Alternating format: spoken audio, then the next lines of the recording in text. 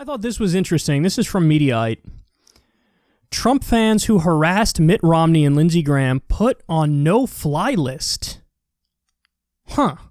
So Chuck Schumer was actually calling for everybody who was at the Capitol Hill riot, insurrection, diet coup, whatever you want to call it. Chuck Schumer was saying they should all be on the no-fly list. He didn't even make a distinction between people who stormed in, people who were violent. He didn't make any distinctions. He just said, put them on the no-fly list. Well, now we have the people who harassed Romney and Lindsey Graham put on the no-fly list. Now, I saw the Lindsey Graham video. I didn't see the Romney video, to be fair. I saw the Lindsey Graham video. They were just saying he's a traitor and he abandoned Trump and they hate him, basically. That's the gist of what they were saying. Were they violent? No, I didn't see any violence.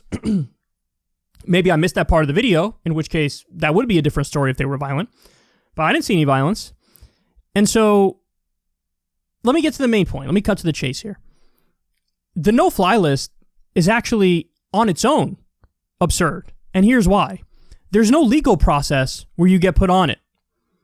It's just whoever the government thinks is a problem. They don't have to present evidence, no proof, no nothing. No process, no going in front of a judge. It's just, we think maybe these people are problems, so we're just going to ban them from flying.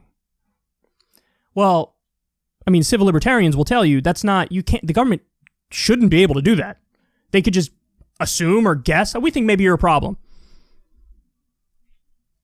Shouldn't there be some sort of process to determine that before you say you can't fly? And so now here we have a situation where people were just being assholes to Mitt Romney and Lindsey Graham, and now they're never allowed to fly. I don't support that. Now, listen, on this particular question, I think Romney and Graham are correct, and they're not. On the question of, hey, is the election fraudulent and rigged? No, it's not. Is Joe Biden the president, the rightful president? Is he the president-elect about to be the president? Yes. So I agree with them on the substance of the question, but if somebody disagrees and they're being a dick about it, should the government be able to say, we're never going to let you fly on a plane again? And I don't even think there's a process to get off that list. There's nothing these people could do now. They're just screwed. I don't agree with that, man. I don't agree with that.